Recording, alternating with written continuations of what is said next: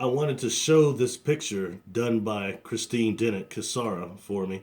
This is a different ship that I saw as a child. It's worthy mentioning this one because it's different than any ship I had been on before that I can remember, as in it has windows, as you can see.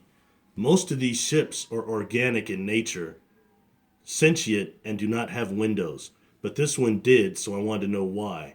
And I come to find out this is actually a time ship. All right, this is a time ship filled with historians from our future. And when you see these windows, actually what they are is more like a holographic projector recorders. They're recording, and they can also view as they do it. So I wanted to show you this time ship. Once again, a time ship. This is another ship that was drawn for me by Christine Dennett Casara. This ship was probably about, I'd say, a little over 200 meters in diameter. All right, it had what's called a directional emitter on the top there, and it was like being tuned in like a radio station. All right, it also is used to release a type of anti-gravity field that surrounds the skin of the ship before they go in. There are also some gyros on here, as you see, look like metal balls. Okay, and actually there's entry points not far from there. What's interesting about this ship is this ship at the end of my experience started morphing. It started morphing into what looked like a group of quasi-crystals. Now, it was very hard to explain that in experience or to witness it, but that is what happened. So the biological aspects of these craft must be acknowledged. Once again, this is another craft I wanted you to see. We spoke about a couple of different outsides of ships. Now let's talk about some engines. And I'll show a couple of pictures here by Christine Dennett.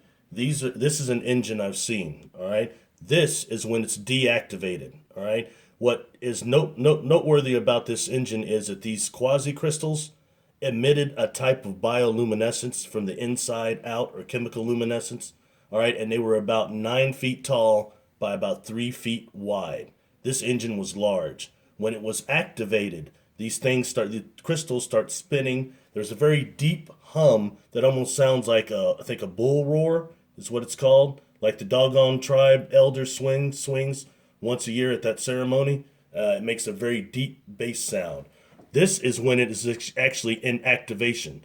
When it starts up, these crystals start spinning extremely fast, all right, as the humming goes.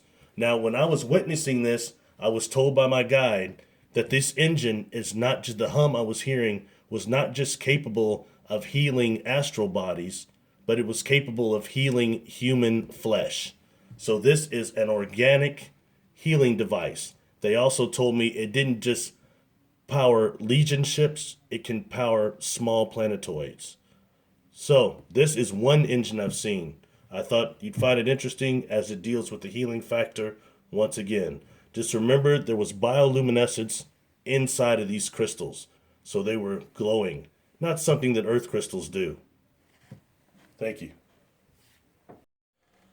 This is another engine. I saw this one when I was much younger. This consists of a gyrosphere down here, as you can see, and a thing in the middle, the ball in the middle, that sometimes looks silver at first, so I suspected it was liquid mercury, but it wasn't till it turned gold. All right, and they termed this energy angelic golden liquid energy. It's some type of prana, all right? And it generates a light, comes off this gyrosphere, all right, which is moving. The light comes up, and when Christine Dennett, who did this for me here, illustrating here are decks. These are decks, 3 decks. This was a very large structure. I was standing down here, but I could see the light projecting upwards in this polarized column, and there were people up there in their astral form, all right, kind of almost translucent, touching the living light. I have had some of these people come into my third dimensional world now that I have met that I saw on this ship doing this.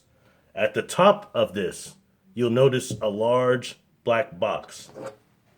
As far as the contact experience goes, many have experienced black boxes.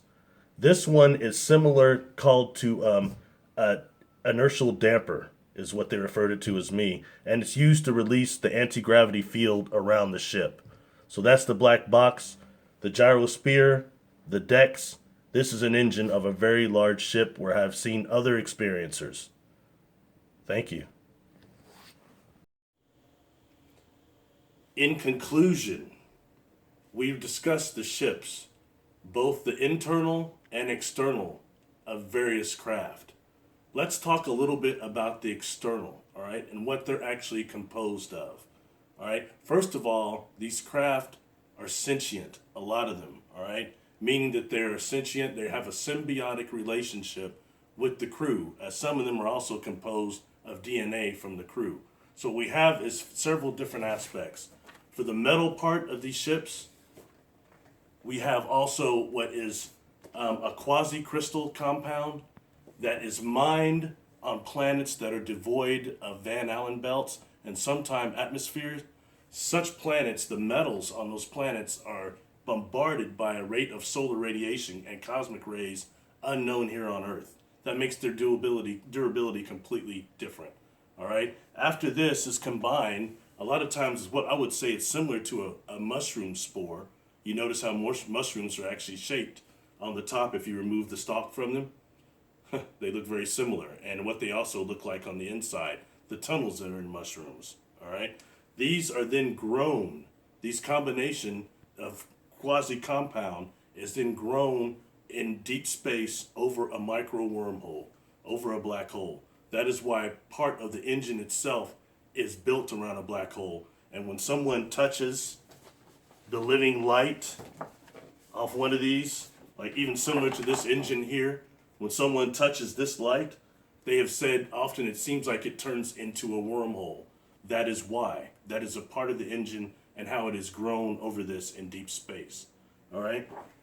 So I want to just emphasize the organic nature of many of these craft. All right? And how it's not just all metal. It's a lot of organic compounds. Why there are no windows, I've mentioned some of those things. But mostly what they're capable of, the healing component. The engines themselves are capable of healing. That living light, they're running on life energy, prana, chi, orgone energy, whatever you might want to call it. But that part of this experience, for those of us that are dealing with higher beings, I think is being omitted far too much. The biological, organic factor of these craft.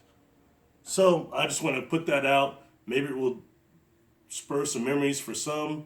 Maybe some it won't, but either way, it's for the information for you to research yourself. God bless, and thank you for listening.